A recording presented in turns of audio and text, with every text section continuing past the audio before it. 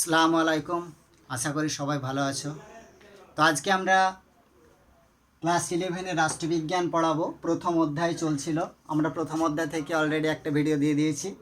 তো আজকে আমাদের যেটা আলোচ্য বিষয়, রাষ্ট্রবিজ্ঞান কি বিজ্ঞান বা রাষ্ট্রবিজ্ঞান কি বিজ্ঞান পদবাচ্য? তোমার উত্তরের সপক্ষে যুক্তি দাও। তো রাষ্ট্রবিজ্ঞান বিজ্ঞান না বিজ্ঞান নয়, সেই সম্পর্কে আমরা আলোচনা করব। আমরা পক্ষে এবং বিপক্ষে যুক্তি দেব বা যুক্তি খাড়া করব। তো রাষ্ট্রবিজ্ঞানকে অনেকে বিজ্ঞান বলে দাবি করে, আবার অনেকেই রাষ্ট্রবিজ্ঞানকে বিজ্ঞান বলতে একদমই নারাজ। তো কতটা রাষ্ট্রবিজ্ঞান বিজ্ঞান, সেই বিষয়টাকে নিয়ে আমরা আজকে আলোচনা করব, যে রাষ্ট্রবিজ্ঞান কতটা বিজ্ঞান, তার পক্ষে এবং বিপক্ষে আমরা যুক্তি দেব। তো সাধারণভাবে বিজ্ঞান বলতে এক সুসংবদ্ধ বিশেষ জ্ঞানকেই কিন্তু বোঝায়। তো রাষ্ট্রবিজ্ঞানের সংজ্ঞা বিজ্ঞান শব্দটি যুক্ত থাকায় অনেকেই আগে বিতর্কিত সূত্রপাত করেছিলেন যে রাষ্ট্রবিজ্ঞান, বিজ্ঞানীদের মধ্যে এ নিয়ে একটা সংশয় আছে, একটা মতবিরোধ আছে। কিসে মতবিরোধ? রাষ্ট্রবিজ্ঞান বিজ্ঞান না বিজ্ঞান নয়। ওই জন্যেই বিজ্ঞানের পক্ষে এবং বিপক্ষে দুটো মতামত কিন্তু চলে এসেছে।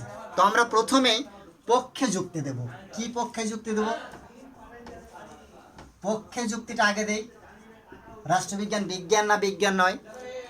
তো প্রথমেই পক্ষে আমরা সুসংবদ্ধ জ্ঞান দেয়, রাষ্ট্রবিজ্ঞান যে একটা সুসংবদ্ধ জ্ঞান দেয় সেইটাকে নিয়ে আলোচনা করব। সুসংবদ্ধ জ্ঞান দিচ্ছে রাষ্ট্রবিজ্ঞান,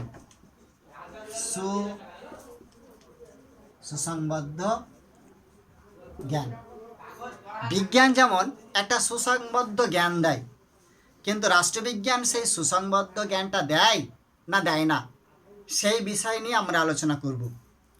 আমরা জানি বিজ্ঞান একটা পরিপূর্ণ সুসংবদ্ধ জ্ঞান প্রদান করে থাকে।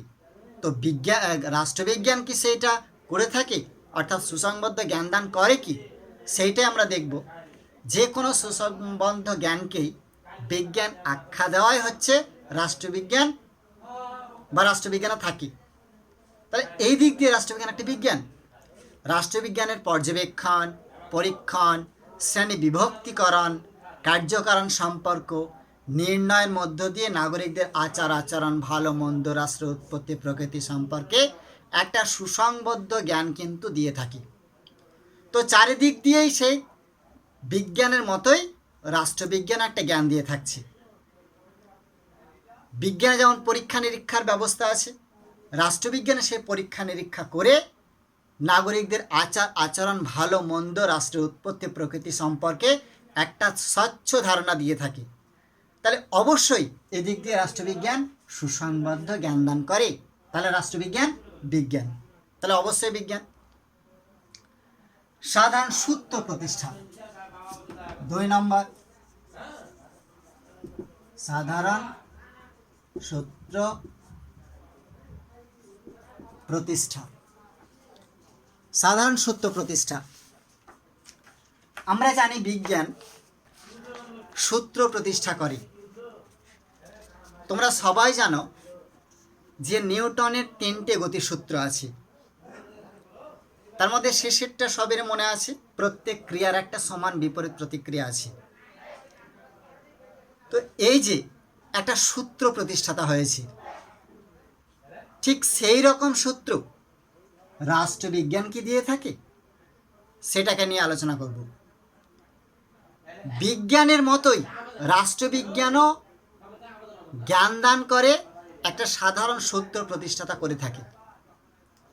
সেই সূত্রগুলি কি রাজনৈতিক সমস্যা সমাধানের পথ হিসাবে কাজ করে।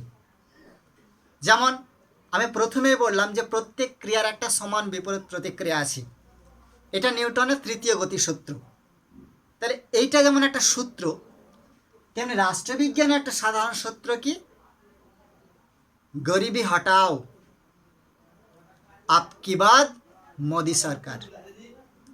তাহলে গরিবি হটাও এই সূত্রর মাধ্যমে একসময় আমরা দেখেছিলাম যে কংগ্রেস যে আমাদের গোটা ভারতবর্ষে বিরাজ করছিল, ওই সূত্রের মাধ্যমেই ওয়েস্ট বেঙ্গলে কি হলো, গরিবদেরকে বামেরা বলছে তোমাদেরকে হটিয়ে দেবে, একটা সূত্রতে কাজ চলছে যে গরিবি হটাও।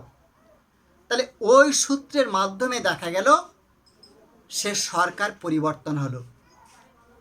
তাহলে সেই সূত্রটা কত কার্যকরী, ঠিক তারপরে পরেই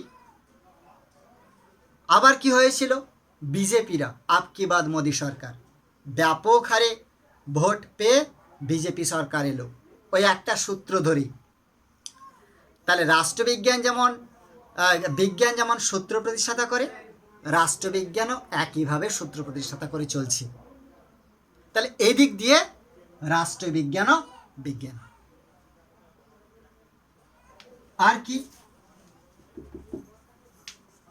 সর্বজনীন বিধি প্রণয়ন। বিজ্ঞান সর্বজনীন বিধি প্রণয়ন করে থাকে। অ্যারিস্টটল, ফাইনার, বোদা, ব্রাইস প্রমুখ রাষ্ট্রবিজ্ঞানী বিভিন্ন ধরনের রাজনৈতিক জীবন পর্যালোচনা করে কয়েকটি সর্বজনীন বিধি বা পদ্ধতির প্রণয়নের প্রয়াসী হয়েছিলেন। তো রাষ্ট্রবিজ্ঞানের নির্দিষ্ট কোনো গবেষণাগার নাই, কিন্তু বিজ্ঞানের গবেষণাগার আছে। কিন্তু সত্যি কি রাষ্ট্রবিজ্ঞানের কোনো গবেষণাগার নাই? অবশ্যই আছে। বিজ্ঞান যেমন গবেষণাগার আছে, রাষ্ট্রবিজ্ঞানেরও গবেষণাগার আছে। কোনটা গবেষণাগারটার? তার গবেষণাগারটা হচ্ছে সেটাই যেখানে রাজনৈতিক মঞ্চ তৈরি হয়, যেখানে ভাষণ প্রদান করে, সেটাই হচ্ছে তার গবেষণাগার। তাহলে গোটা বিশ্বই হচ্ছে রাষ্ট্রবিজ্ঞানের গবেষণাগার। আর সেই জায়গা থেকেই রাজনৈতিক জীবনের বিবর্তন, উত্থান পতন, ইতিবৃত্তি, রাজনৈতিক কাঠামো পরিবর্তন ঘটিয়ে সমাজকে একটা সুন্দর সুগঠিত করে নিয়ে আসছি। তাহলে অবশ্যই রাষ্ট্রবিজ্ঞান সর্বজনীন বিধি প্রণয়ন পাচ্ছে বিজ্ঞানের মতোই, তাহলে রাষ্ট্রবিজ্ঞান অবশ্যই বিজ্ঞান। আর কি, তথ্য নির্ভর।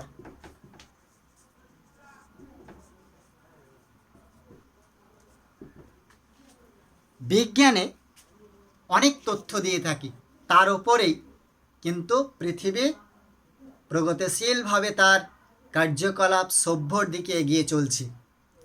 ঠিক ওই রকম রাষ্ট্রবিজ্ঞান কি দিতে পারে? রাষ্ট্রবিজ্ঞানে শুধুমাত্র তত্ত্বের উপর গুরুত্ব আরোপ করা হয় না, বিজ্ঞানের মতো রাষ্ট্রবিজ্ঞান তথ্যের উপর নির্ভর করে সিদ্ধান্ত পৌঁছাতে হয়। আমরা দেখেছি মানব ইতিহাসের বিভিন্ন অধ্যায়ের তথ্যগুলি বিশ্লেষণের মাধ্যমে মার্কস, এঙ্গেলস সমাজ বিকাশের যে ধারণা বিজ্ঞানসম্মতভাবে তারা ব্যাখ্যা করে গেছেন। আর সেটাই আজ ধারাবাহিকভাবে ক্রমপরিবর্তনশীল হয়ে চলছে। তাহলে এই দিক দিয়ে রাষ্ট্রবিজ্ঞান অবশ্যই বিজ্ঞান। মূল্যমান নিরপেক্ষ।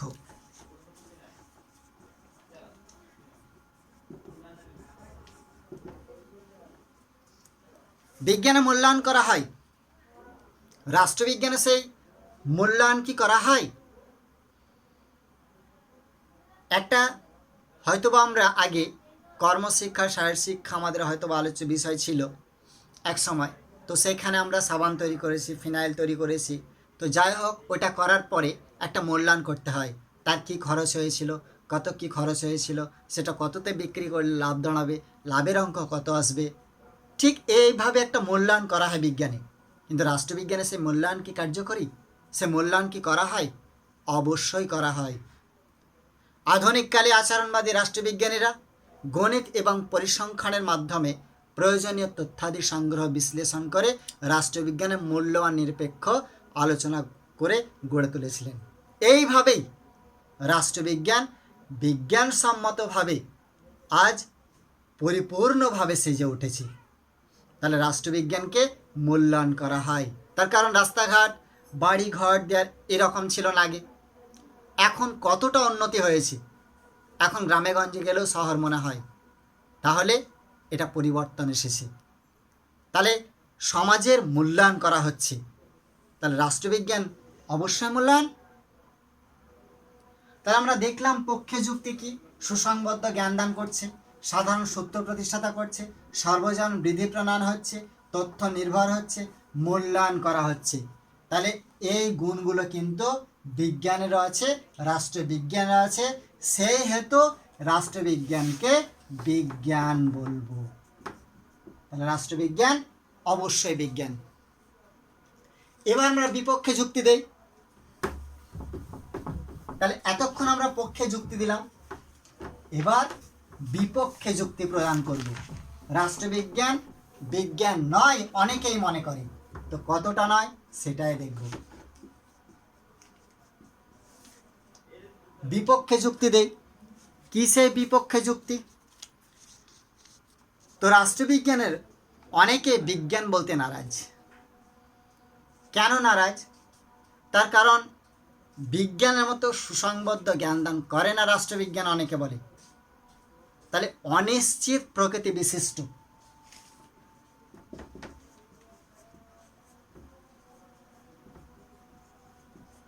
প্রকৃতি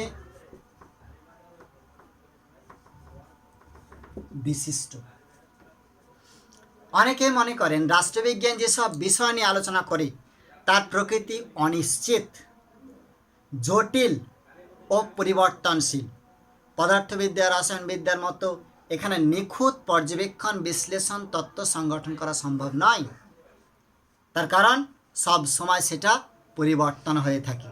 তার কারণ আমরা যে একটা সূত্রের কথা বললাম, যে প্রত্যেক ক্রিয়ার একটা সমান বিপরীত প্রতিক্রিয়া আছে, এটা নিউটনের তৃতীয় গতিসূত্র। তো এইটার কোনো পরিবর্তন নাই। কিন্তু রাষ্ট্রবিজ্ঞানের যে বললাম আপকি বাদ মোদী সরকার, গরিবি হটাও, আর কি এই সূত্র চলবে? নিশ্চয় চলবে না। তাহলে সূত্র চলবে না রাষ্ট্রবিজ্ঞানের, ওই সূত্র আর চলবে না। ক্রমবর্ধমান পরিবর্তনশীল হয়ে চলছে রাষ্ট্রবিজ্ঞান, তাহলে সেই সূত্র কার্যকরী নয়। তাহলে অনিশ্চিত প্রকৃতি বিশিষ্ট রাষ্ট্রবিজ্ঞান, তাহলে এই দিক দিয়ে রাষ্ট্রবিজ্ঞানকে বিজ্ঞান বলবো না। এদিক দিয়ে বিজ্ঞান বলা যাবে না। গবেষণাগার,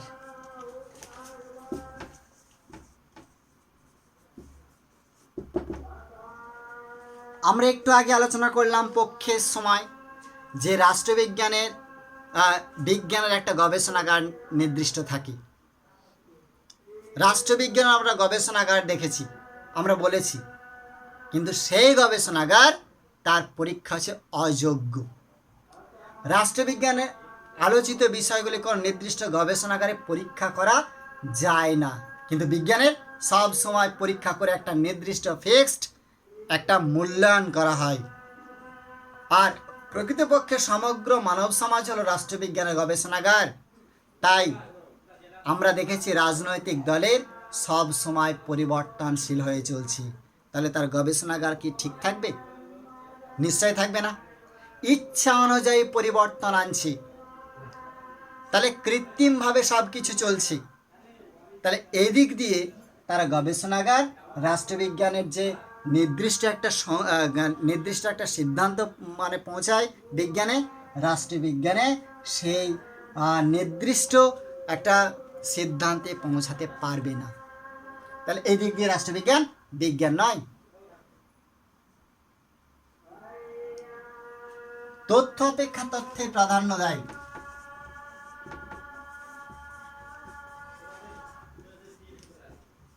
তত্ত্বের আমরা দেখলাম পক্ষে যুক্তির সময় যে তথ্য প্রদান করছি, তো বিজ্ঞানীরা যেভাবে তত্ত্ব বা তথ্যের ওপর সমান গুরুত্ব দিয়ে রাষ্ট্রবিজ্ঞানকে অনুশীলন করে থাকেন, রাষ্ট্রবিজ্ঞানে তা দেখা যায় না। রাষ্ট্রবিজ্ঞানের তথ্যের চেয়ে তত্ত্ব বেশি প্রাধান্য পায়। তো রাষ্ট্রবিজ্ঞানীরা বৈজ্ঞানিক অনুশীলনের পরিবর্তে দার্শনিক চিন্তার উপর বেশি গুরুত্ব দিয়ে থাকেন। তাহলে এদিক দিয়ে কি রাষ্ট্রবিজ্ঞানকে বিজ্ঞান বলা যাবে? যাবে না।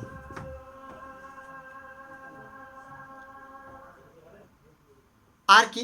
সর্বসম্মতি।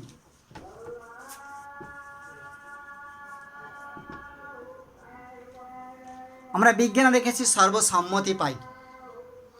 একটা সূত্র আবিষ্কার করার পরে দেখা যায় সেই সূত্রটা গোটা বিশ্বে, গোটা পৃথিবীতে কার্যকরী হয়। কিন্তু একটা রাজনৈতিক দলের যে সূত্র প্রতিষ্ঠাতা হচ্ছে যে গরিবি হটাও, সেই সূত্র কি আমেরিকায় চলবে? সেই সূত্র কি জার্মানিতে চলবে? রাশিয়ায় চলবে? চলবে না। তাহলে রাষ্ট্রবিজ্ঞানের যে সূত্রগুলা প্রতিষ্ঠাতা হচ্ছে সেগুলা সর্বসম্মত জীবনেও পাবে না, কিন্তু বিজ্ঞানের অবশ্যই পাবে। একটা বাংলাদেশের বিজ্ঞানী যদি আবিষ্কার করে যে সাইকেল উড়ে যায়, যদি সেটা আবিষ্কার করে, তো সেই বিজ্ঞানের কদর গোটা বিশ্বে ছড়ে যাবে।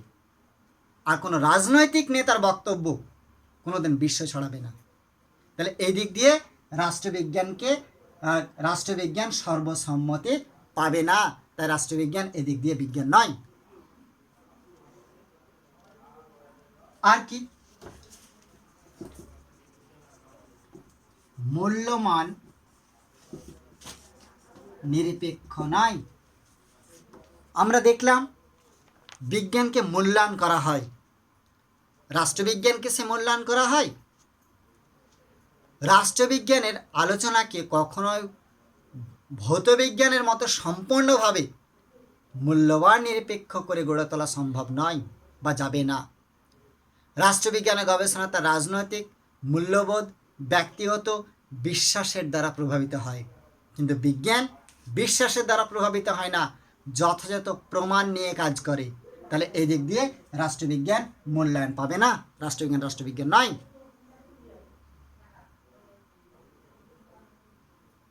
সূত্র প্রতিষ্ঠাতা অসম্ভব।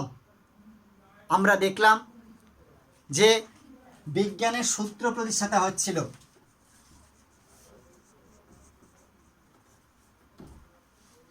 কিন্তু রাষ্ট্রবিজ্ঞানের সেই সূত্র প্রতিষ্ঠাতা হবে? সম্ভব নয়। কারণ রাষ্ট্রবিজ্ঞানের যে সূত্র, সেই সূত্র সমসাময়িক, সেই সময়তেই কাজে লাগবে, আর কোনোদিন কাজে লাগবে না। তাহলে বিজ্ঞানের যেভাবে সূত্রগুলো একদম যেদিন থেকে আবিষ্কার হয়েছে অনন্তকাল ধরে চলতে থাকবে সেই সূত্রে কাজ। কিন্তু রাষ্ট্রবিজ্ঞানের যে রাজনৈতিক নেতারা যে সূত্র প্রতিষ্ঠাতা করে চলছে, সেটা কি অনন্তকাল ধরে চলবে? চলবে না। তাহলে এই দিক দিয়ে রাষ্ট্রবিজ্ঞান বিজ্ঞান নয়। তাহলে আমরা অনেক যুক্তি খাড়া করলাম। তাহলে দেখা যাচ্ছে এই দিক দিয়ে সর্বসম্মতভাবে রাষ্ট্রবিজ্ঞান বিজ্ঞান নয়।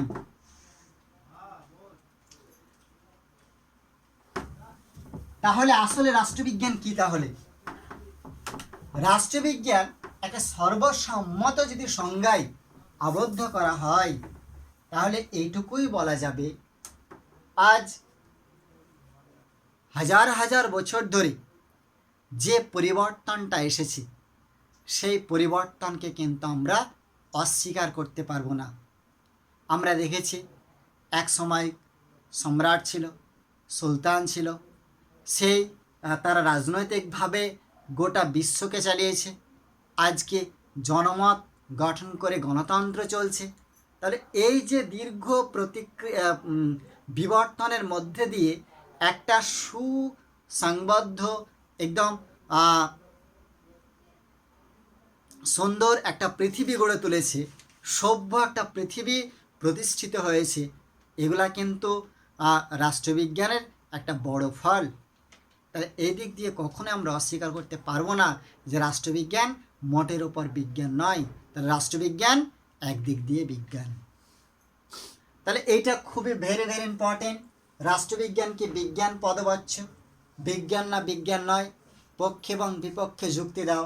তো এই রাষ্ট্রবিজ্ঞান বিজ্ঞান না বিজ্ঞান নয় বা বিজ্ঞান পদবাচ্য, অবশ্যই এখান থেকে একটা বড় কোশ্চেন তৈরি করে রাখতে হবে যে রাষ্ট্রবিজ্ঞান বিজ্ঞান পদবাচ্য কিনা, তো রাষ্ট্রবিজ্ঞান প্রগতিশীল বিজ্ঞান কিনা।